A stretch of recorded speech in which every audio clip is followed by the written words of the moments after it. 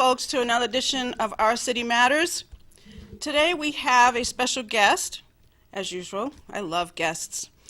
And our guest today is Stuart Cooper, and he is from fluoridealert.org.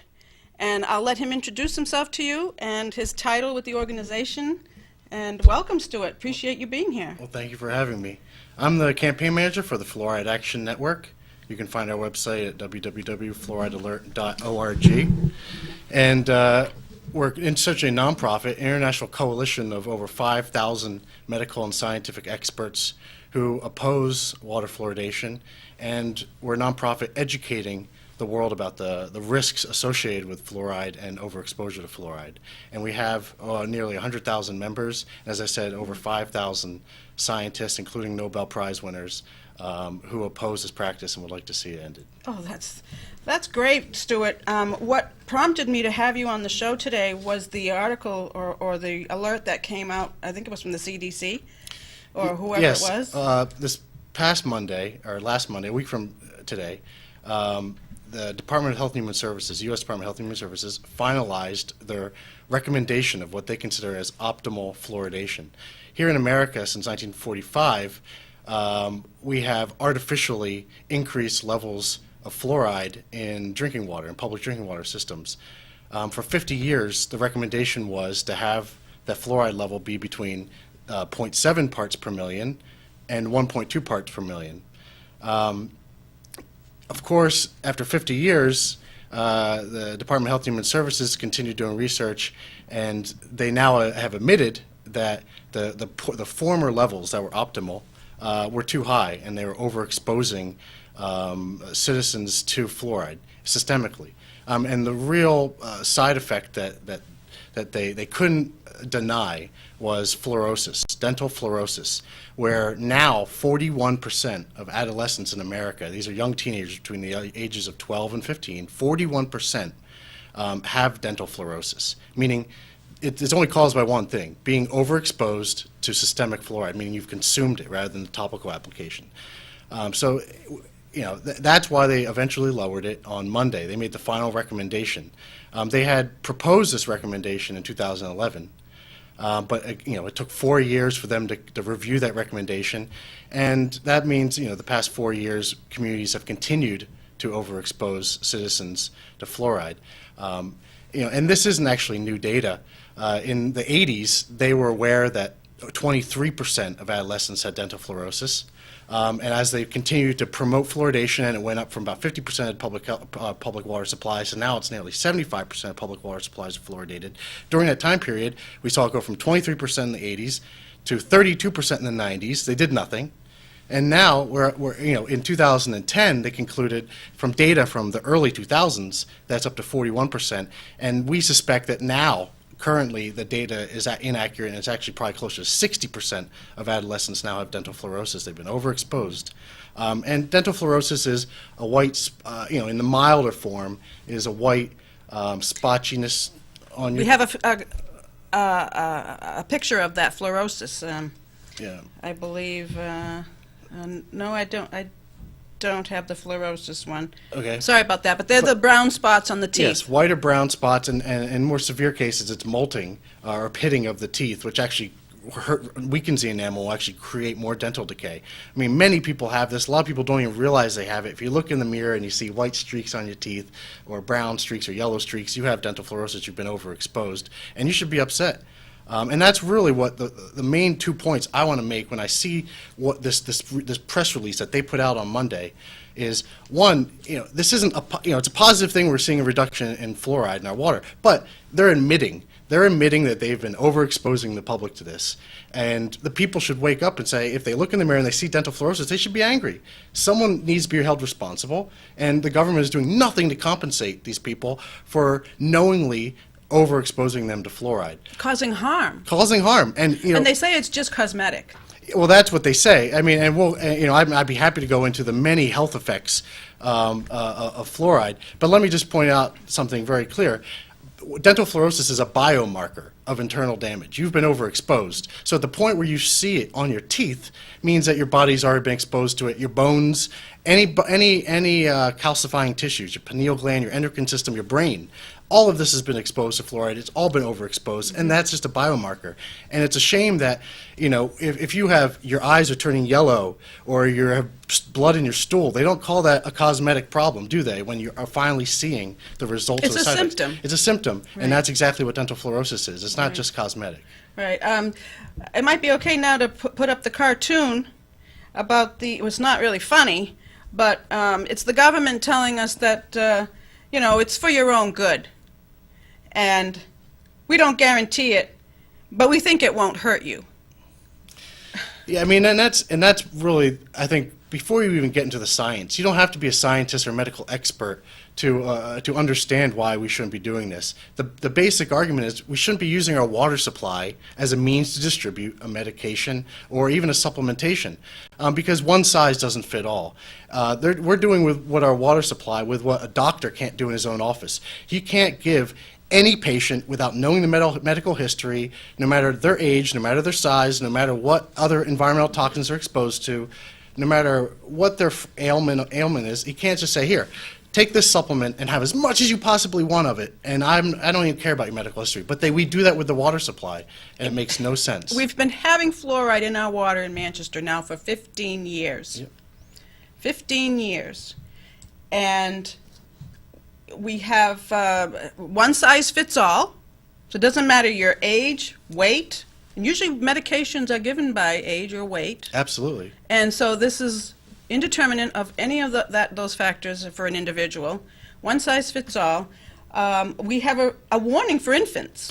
Yes, and that's actually, that was a big effort by the Fluoride Action Network and myself. I mean, when you talk about one size fits all, the people who are harmed the most are infants. An infant who is consuming consuming formula that is reconstituted with fluoridated water, even with this new recommendation of 0.7, will still consume nearly 200 times more fluoride than a breastfed baby. A mother can live in a fluoridated community and can consume a lot of fluoride, and the breast will naturally filter the fluoride out because it's a toxin. No matter what your dentist tells you, it's a known bioaccumulative, means it stays in your body throughout your lifetime, bioaccumulative neurotoxin. I mean, that's just science. I mean, there's no debate on it. It's a poison. It's a poison. And so infants are being exposed to this at 200 times more than a breastfed infant. And that's why we have these high fluorosis rates. And, as we talked about other potential side effects, more and more research is coming out. 43 human studies and over 100 animal studies showing that fluoride reduces IQ. It's a neurotoxin. Right. It causes developmental problems. And we know this. It's happening in China. It's happening in other countries where they actually do the research. Here in America, that research isn't being done. We have a slide. It's water fluoridation, 6 facts you need to know. And folks, these slides, or these pictures can be found on the Fluoride Alert .org or the Facebook page, Fluoride Alert. Which is just go to Facebook and search for Fluoride Action Network. Fluoride Action Network. Okay, and you'll see all the pictures that I have here today. Yeah, and something that's very important is, we're often characterized, people who oppose fluoridation, as anti-science or scaremongers. I mean, that's just a tactic to just get people to not even read the science. You visit our website, you'll see every claim we make is science-based. We have pages and pages and pages of references. There's also the book, The Case Against Fluoride, written by Dr. Paul Connett, as well as a PhD, as well as a doctor and a biology professor. And that has over 80 pages of scientific references. I think something like 1,200 scientific references. So every single claim we make is based on science. And we're not conspiracy theorists. We just believe this is an outdated practice that's been proven unsafe. More and more research is proving it's unsafe.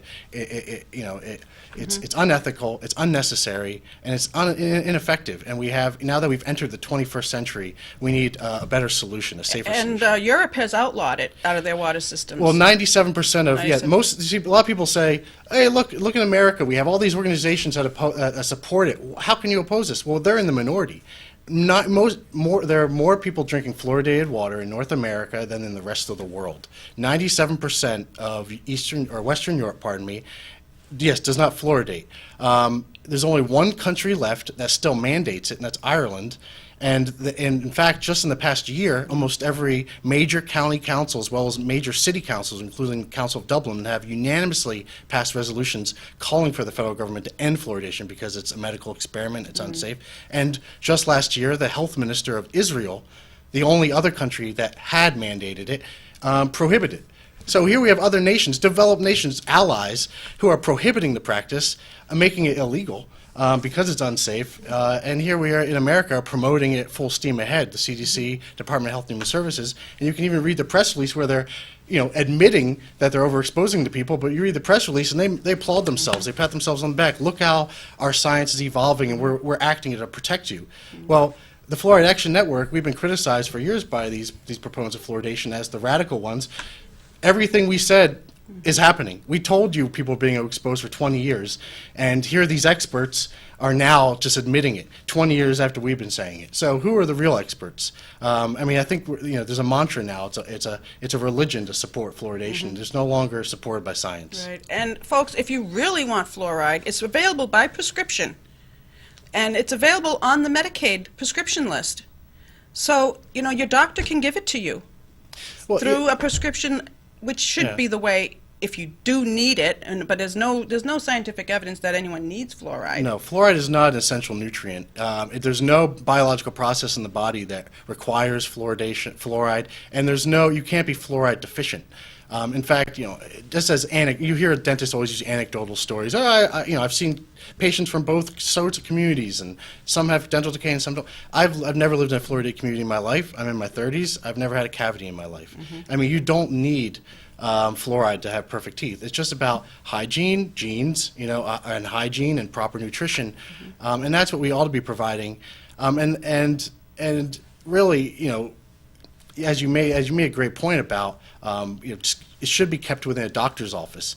And it really should, because a doctor needs to understand the patient's medical history. They need to understand where they're being exposed to fluoride, whether it's from your water supply, your juice, your beverages, your food. It's on everything. Teflon containers, your pharmaceuticals.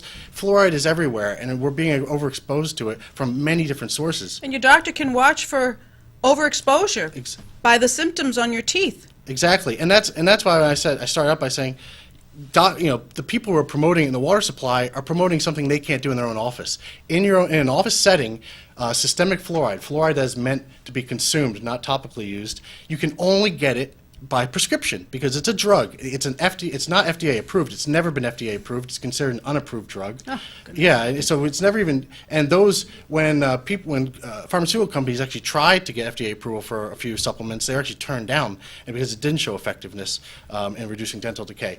But either way, in a setting, yes, there's actually doses that they must give, or that they have to, give for patients depending on their age and their size.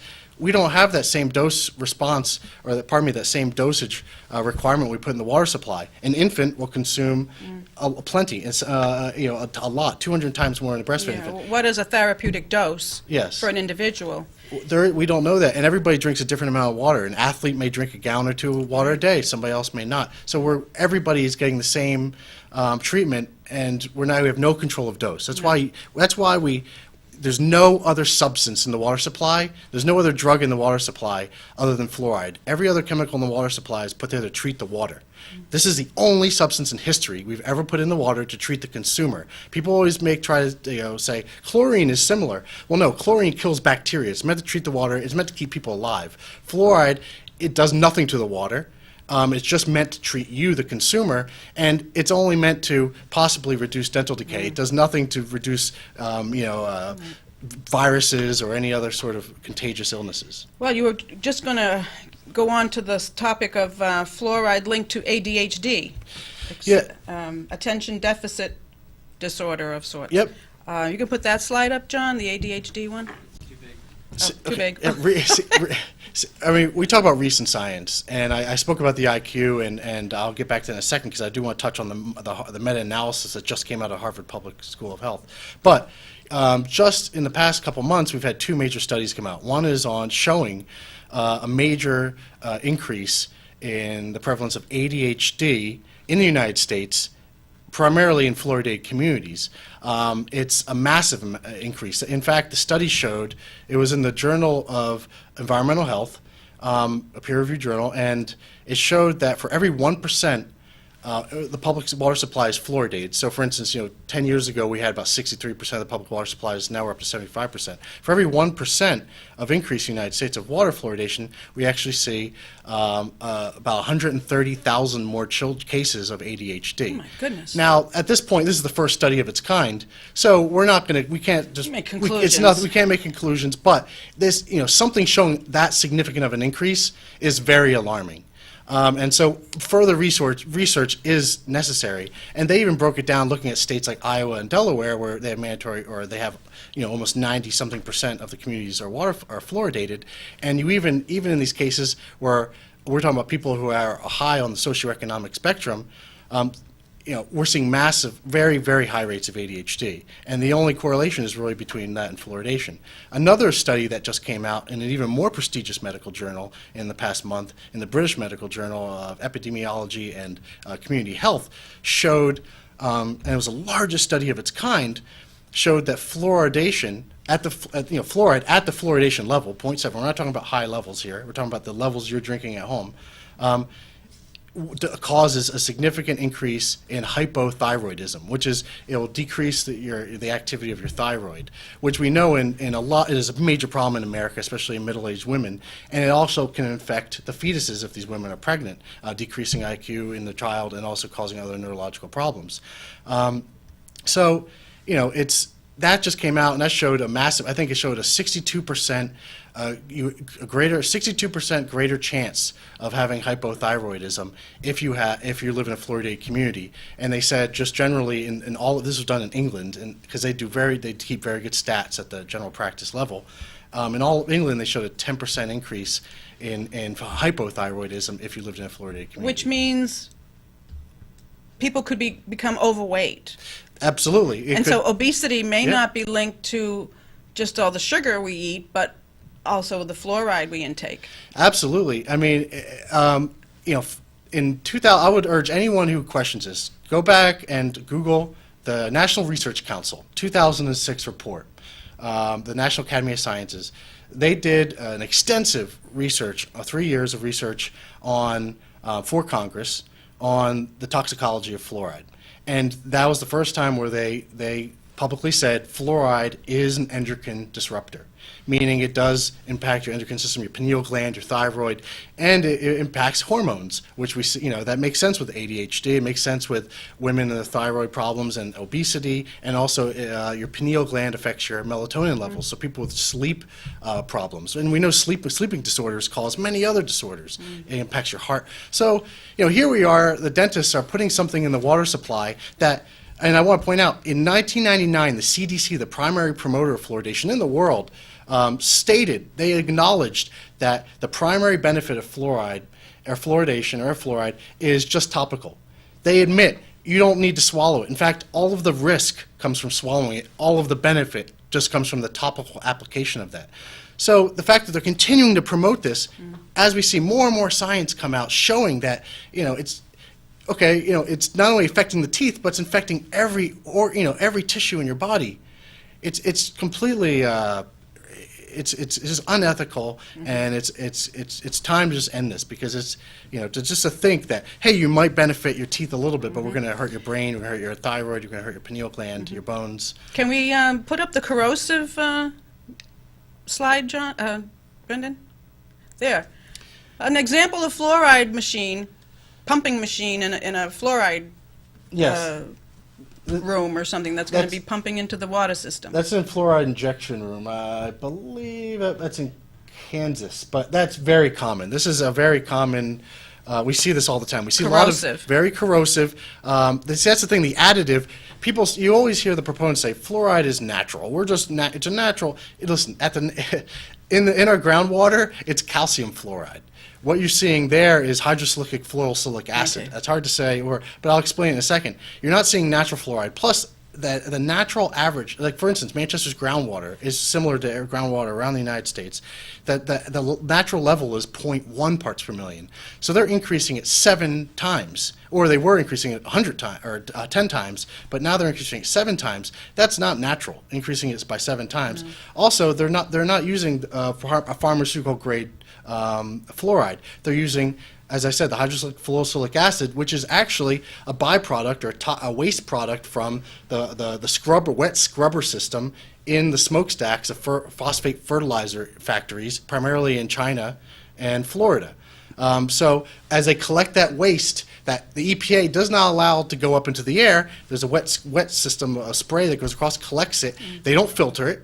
They don't refine it. It's simply just collected in a container. They put a 70% water to 30% acid, and then they ship it to your water supply, and then they dump it in the water. And to remediate that, since it's a toxic waste, they wouldn't be able to dump it in the river. They won't be able to dump it into the ocean. To remediate that costs about $7,000 a ton for these fertilizer industries. But why pay $7,000 a ton when you can sell it to Manchester and get $1,500 a ton? So that's like that's $9,500 in savings or benefit you're getting it. So there is money involved in this as well. People are making billions of dollars. So our aldermen need to know that that's a line item, that if they could take the fluoride out of our water. Well, it's unfortunately in New Hampshire it's not that simple. New Hampshire is one of the few states that requires a referendum process to start or end fluoridation. That's benefited us in the way that it creates a hurdle, so a lot of communities haven't started it, which is good, but it also creates a hurdle to get it out. And in Manchester, it was started in 1999, and there's even a document by the New Hampshire Dental Association online where they admit, yeah, we essentially paid for it. We spent $15,000, $20,000 advertising, hiring people to go door to door and collect enough petition signatures, and we just advertised, and they had a very low voter turnout. Essentially, let's just say about 10,000, and the vote difference between pro and con was 600 votes, well, less than 1%. So let's just say about 10,000 people decided for 150,000 what they would be drinking in their water supply. That doesn't sound very democratic to me. Can it be filtered? Yes. At our home faucet or somewhere? At a very high cost, you can go get a reverse osmosis filtration system for your whole house, or you can get something less expensive, a distillation unit. But when you distill water, you're also removing all the potential, the good minerals.